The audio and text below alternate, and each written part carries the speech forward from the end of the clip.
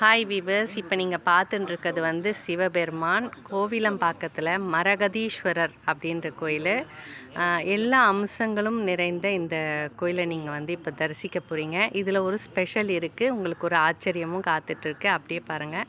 இப்போ நீங்கள் பார்க்குறது இந்த சிவபெருமானுக்காக அமைக்கப்பட்ட நவகிரக சன்னதியை நீங்கள் பார்த்துட்டுருக்கீங்க. அண்ட் தென் இப்போ நீங்கள் பார்க்குறது வந்து மரகதீஸ்வரர் அப்படின்ற இந்த சிவனை பார்க்குறீங்க. நீங்கள் இதில் ஒரு ஸ்பெஷல் இருக்குது, இந்த ஸ்பெஷலையும் நீங்கள் பார்க்க போகிறீங்க.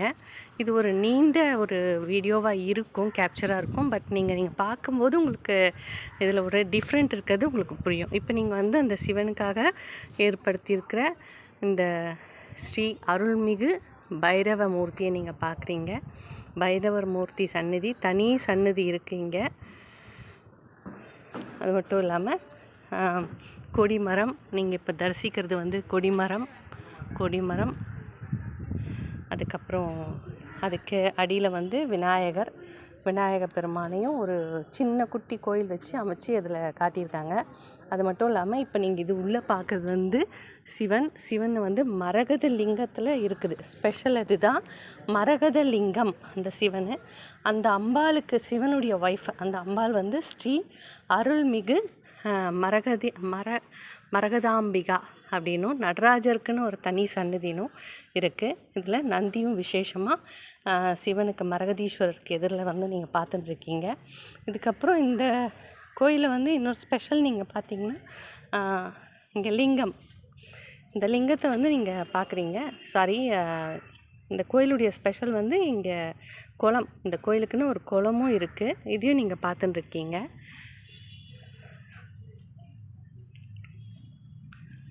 நான் இந்த கோயிலை ரசித்து பார்க்குறதுல வந்து கொஞ்சம் வீடியோவில் வந்து அந்த கோயிலை வந்து நான் ஃபஸ்ட் டைம் வந்து பார்க்குறேன். இதில் ஆச்சரியங்கள் எனக்கு அதிகமாக இருக்கிறதுனால கொஞ்சம் நான் வந்து அந்த மாதிரி லிங்கம்ன்ற வார்த்தையை யூஸ் பண்ணிட்டேன். இப்போ பாருங்கள், இங்கே வந்து நின்ன சுரூபத்தில் ஸ்ரீ நிர்த்த கணபதி அப்படின்னு இருக்காங்க, நின்றுட்டுருக்காங்க கணபதி. அதுக்கப்புறம் தட்சிணாமூர்த்தி, சிவபெருமானுக்கு பின்ன தட்சிணாமூர்த்தி அமர்ந்திருக்காரு. விநாயகருக்குன்னு ஒரு தனி சன்னிதானமும் முருகருக்குன்னு ஒரு சன்னிதானமும் இருக்குது. அது மட்டும் இல்லாமல் ஸ்ரீ லிங்கோத்பவர் இருக்காங்க. என்னங்க, இதெல்லாம் வந்து முருகருக்கான சன்னதி, இதெல்லாம் நம்ம ஆஸ் யூஷுவல் பார்க்கறது தானே, இதில் என்ன விசேஷம் அப்படின்னு கேட்குறீங்களா? இருக்குது, ஸ்பெஷல் இருக்குது. என்ன ஸ்பெஷல் தெரியுமா? சிவனும், அதாவது அறியும் சிவனும் ஒன்று, அறியாத ஒரு வாயில் மண் அப்படின்னு நீங்கள் கேட்டிருப்பீங்க இல்லையா? அதுபோல் இந்த கோயிலில் என்ன ஸ்பெஷல் நீங்கள் பார்த்தீங்கன்னா, சிவன் பக்கத்துலேயே, அதாவது மரகதீஸ்வரி அம்மா, அந்த அம்மா தன்னுடைய பக்கத்துலேயே தன் அண்ணனும் தங்கச்சியும் ஒன்றா இருக்காங்க. இதுதான் இதோடைய ஸ்பெஷலு. இப்போ நீங்கள் பார்க்க போகிற இந்த கோபுரம் வந்து இந்த கோயில் வளாகத்துலேயே தான். இப்போ நான் நடந்து வரும்போது நீங்கள் பார்த்துருப்பீங்க. இப்போ அவங்க அண்ணனுக்கான சன்னதி, பெருமாள் சன்னதி.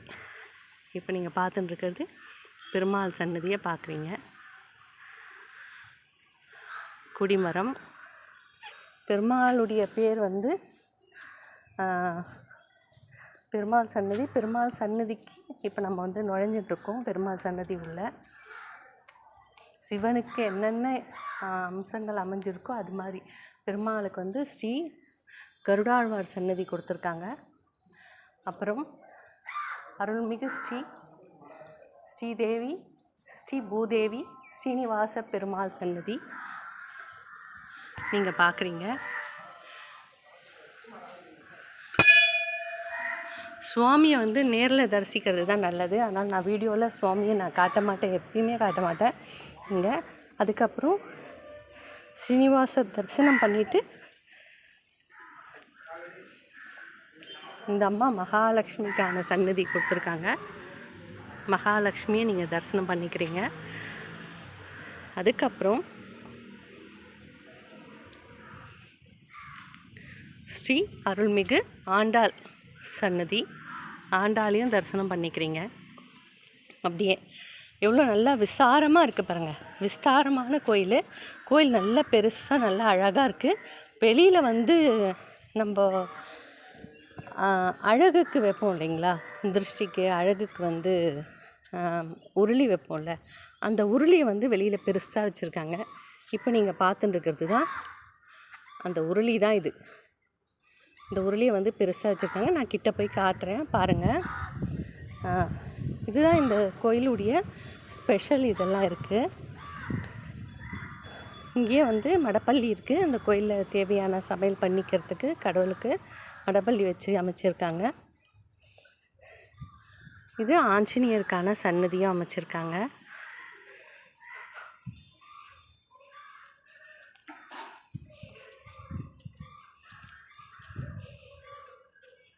இங்கே பாருங்கள், உருளி எவ்வளோ பெருசு இருக்குது பாருங்கள். அவுட்டரில் செம்மையாக சூப்பராக இருக்குது பார்க்குறதுக்கு.